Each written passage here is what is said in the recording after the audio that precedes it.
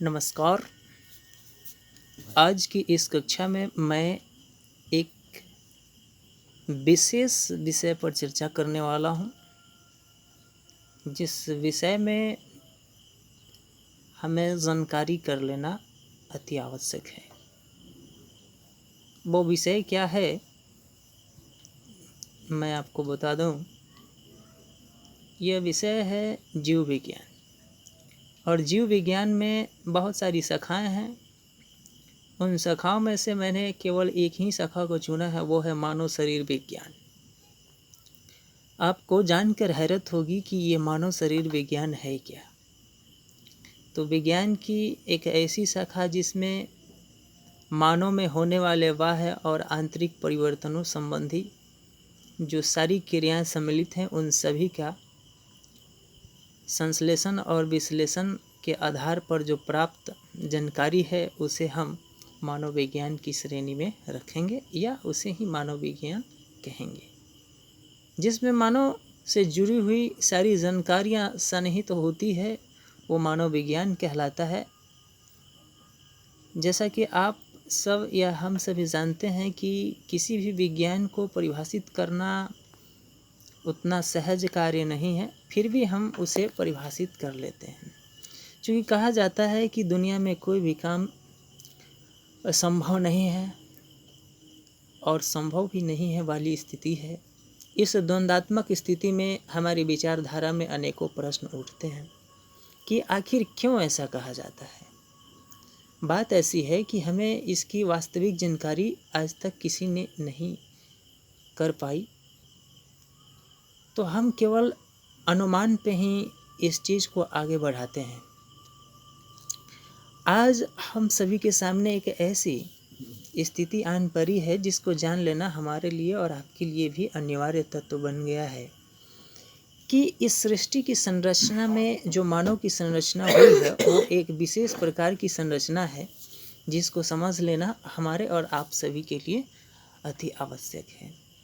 जैसा कि हम सभी जानते हैं कि मानव एक अलग प्रकार की रचना है जो इस ब्रह्मांड में सभी प्रकार के जीवों से एक अलग तरीके की पहचान बना रखा है। यह एक विशिष्ट जीव की श्रेणी में आता है। इसमें वो सारे तत्व छुपे हुए हैं जो अन्य प्रकार के जीवों में है, लेकिन वो सुषुप्त अवस्था में है। मानव ही एक ऐसा जीव है जिसमें ये सारी व्यवस्था जो है वो बिल्कुल चेता अवस्था में है, चेतना युक्त अवस्था में है। इसलिए इसके प्रति हमें जानकारी ज़रूरी है। ख़ास तौर से ये संदेश उनके लिए अति आवश्यक है जो लोग चिकित्सा क्षेत्र में कार्य करते हैं या जो लोग बायोलॉजी के क्षेत्र में जानकारी अर्जन करना चाहते हैं, अपना करियर बनाना चाहते हैं, अर्थात मेडिकल एरिया में जो लोग काम करते हैं, उनके लिए भी यह अति आवश्यक है। या जो मेडिकल के स्टूडेंट्स होंगे उनके लिए भी, और जो नहीं है उनके लिए भी। चूँकि यह मानव शरीर विज्ञान की बातें हैं, इसको जान लेना हम सभी के लिए ज़रूरी है।